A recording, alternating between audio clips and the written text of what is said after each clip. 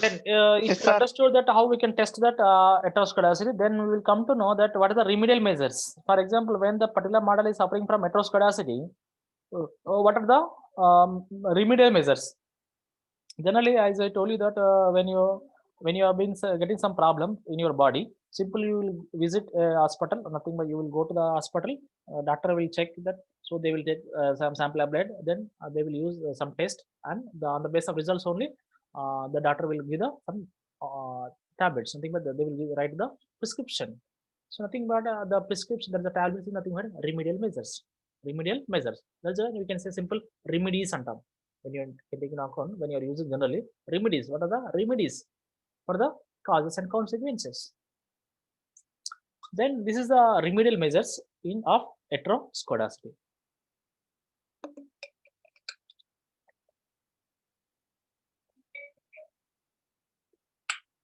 So what are the remedial measures are there when we are getting a heteroscedasticity problem? The first one, we should we do if we detect heteroscedasticity. For example, we should do whether we can detect the heteroscedasticity or not. Then we can use the method of weightage, weighted least square method, that's the WLS. See, when you are getting OLS method, when you are running a OLS method, we will get a, what is called a heteroscedasticity problem. So when we are getting heteroscedasticity problem, we will use a weighted least square method. Weighted least square method. That is the one remedial measure. Then divide each observation by the heteroscedastic, that is the variance value, and estimate the transferred model by OLS. A true variance is rarely known. So, for example, another suggestion is that, so simply we can divide the each observation. Okay, so that is called error value should be divide by the number of each observation by the heteroscedastic value, then estimate the transformed model, that is the earlier OLS model.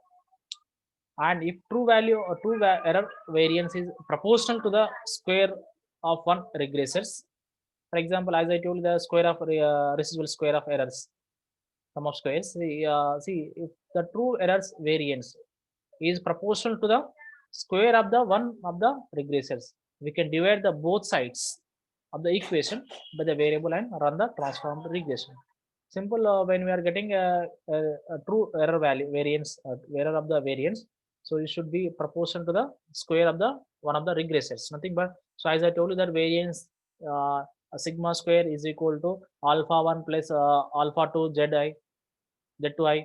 So see that when we are going to take the same proportion, and we will run to that transform regression model and take natural logarithm of dependent variable. Sometimes we need to take natural logarithm of the dependent variable. Whatever we are going to get, that the error values, we should be transferred to the log form. For example, the error is 10. So you should convert to the log form, whether natural logarithm form or logarithm form. So better to take natural logarithm of dependent variable. That is the dependent variable is here. That is the errors. Okay. Then use a white heteroscedasticity and consistent standard errors or robust standard errors. So there are other tests also there, the white test. So probably most of the people will use that white test, use a white heteroscedasticity.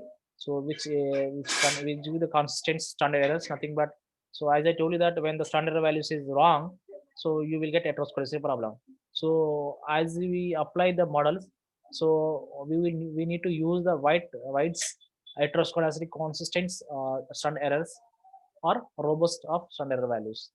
So instead of getting wireless standard error values, we should get whites heteroscedasticity consistent standard error values.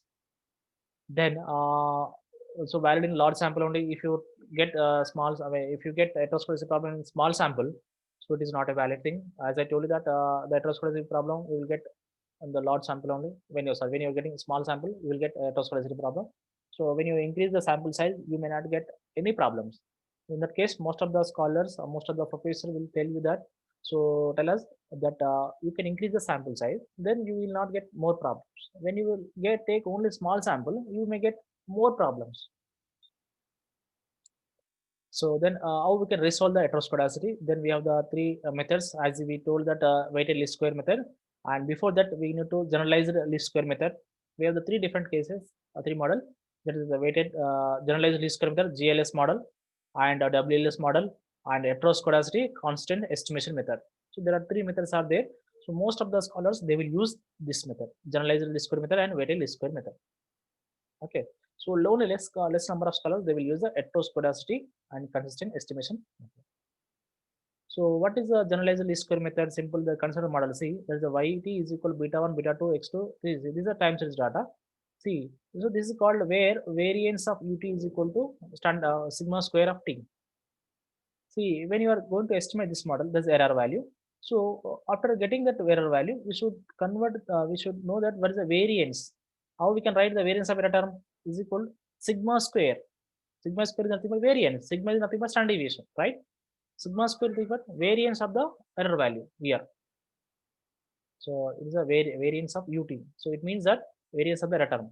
So we can write in the, it can denote that variance of the error term. So if we divide each term by standard deviation of the error term, so the standard sigma t we got. So if you take into consider each one, if you consider the, if you divide the each variable with standard deviation. So as I told you in the just now, so each observation we should divide by the sigma. Okay. So here say beta 1 divided by 1 by sigma. Here x2 divided by sigma t. Here b3 x3 divided by sigma t. That's the standard deviation value. Okay. So here we can, after estimating that, we can put stars.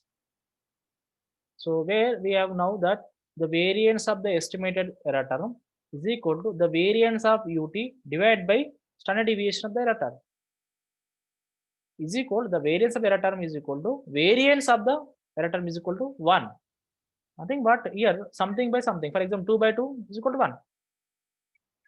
Am I right? See, the variance of the error term is equal to variance of the error term, that is equal to 1. The variance of the error term is 2. If you take variance of the error term is 2, 2 by 2 is equal to 1. Am I clear, dear students? Yes, sir. Yeah. Then weighted least square method. So the JLS procedure is the same as the WLS, where we have weights, that is the W. Then we have to give the weightage to the square, adjusting our variables. See, so define WT is nothing but 1 by sigma t, nothing but. So here just we are going to divide 1 by standard deviation. So how we can write, say W T Vt beta 1 plus Vt, nothing but we are going to divide beta 1 by standard deviation. Earlier only we divide by beta 1 by standard deviation, but here beta 1 divided by 1 by sigma. You can remember W nothing but 1 by sigma. Here you can write also beta 1 within the bracket 1 by sigma. See here, each and everything we should be divided. Okay. So where we define as a WT YT minus 1 means that, so Y star T and XT IWT, this is X star IT, nothing but it's estimated values. We can get that the Y star T is equal to beta star 1, beta 2, beta 3. These are called coefficients of estimated values. Okay, this is a variance value, and these are the constant value of the variance, and these are the coefficient of x2 value, these are coefficient of x3 values. So if the coefficient values are significant, we can say that there is no heteroscedasticity. If the if the coefficient is significant, we can say that there is heteroscedasticity. If the coefficient is not significant, we can say that not error squares, not heteroscedasticity. I hope you understood these things, dear students. Yes, sir. Okay, sir. Clear, sir. Anyone have the doubt? Please ask me now because time is less time.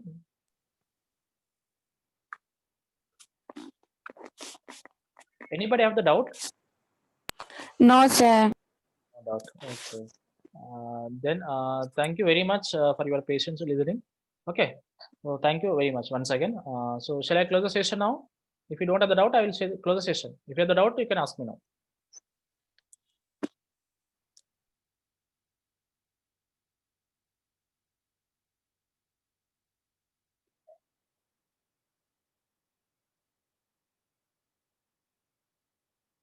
Okay, I'm going to close the session.